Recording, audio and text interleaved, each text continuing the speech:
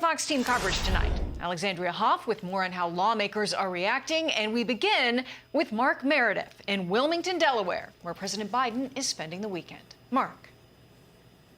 Molly, good evening to you. It has been quite a day, a war of words breaking out between the White House and a fellow Democrat, West Virginia Senator Joe Manchin, who, as you mentioned, told Fox earlier today he will not be supporting the president's social and climate bill, better known as Build Back Better.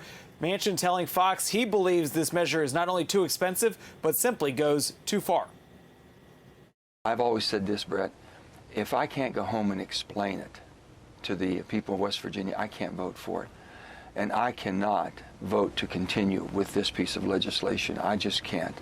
I've tried everything humanly possible. I can't get there. You're done. This is a no. This is a no. Up until this weekend, the White House made it seem like it was likely that they were going to be able to reach a deal with Manchin. Now it almost is hard to believe it, but the gloves have come off. The White House is ready to fight Manchin publicly. In a statement released today by the press secretary, Jen Psaki, she writes, Senator Manchin's comments this morning on Fox are at odds with his discussions this week with the president, with White House staff, and with his own public utterances. Psaki goes on to say, quote, just as Senator Manchin reversed his position on Build Back Better this morning, we will continue to press him to see if he will reverse his position yet again, to honor his prior commitments and to be true to his word. While we have heard from White House staff, we have not yet heard from President Biden on camera. He didn't hold any public events today while in Wilmington. He's going to be going back to D.C. tomorrow.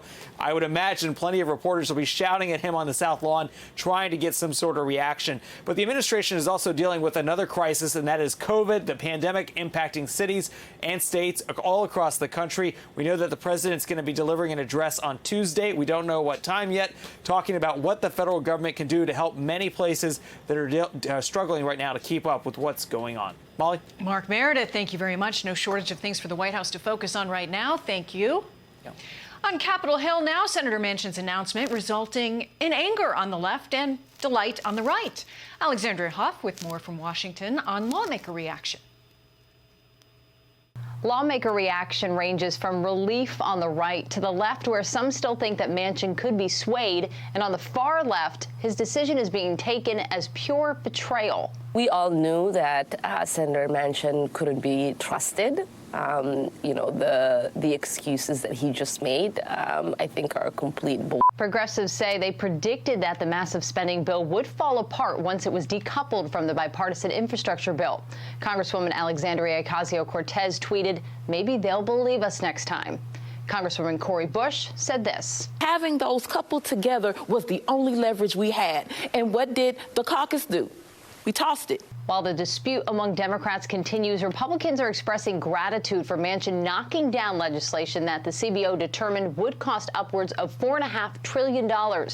Republican Senator Lindsey Graham said this, quote, I very much appreciate Senator Manchin's decision not to support Build Back Better, which stems from his understanding of the Congressional Budget Office's analysis of the bill. The reality is the overwhelming majority of the Congress knows that this bill's crazy, even though there are 6 or 7 Dems that only say in private what Joe and Kirsten Sinema say regularly in public. Democratic Senator Bernie Sanders wants to see a vote take place even without Manchin's support. If that is the case, then I hope that we will bring a strong bill to the floor of the Senate as soon as we can and let Mr. Manchin explain to the people of West Virginia why he doesn't have the guts to stand up to powerful special interests. Manchin said today if lawmakers want a vote on the bill to show where they stand, then they should hold one.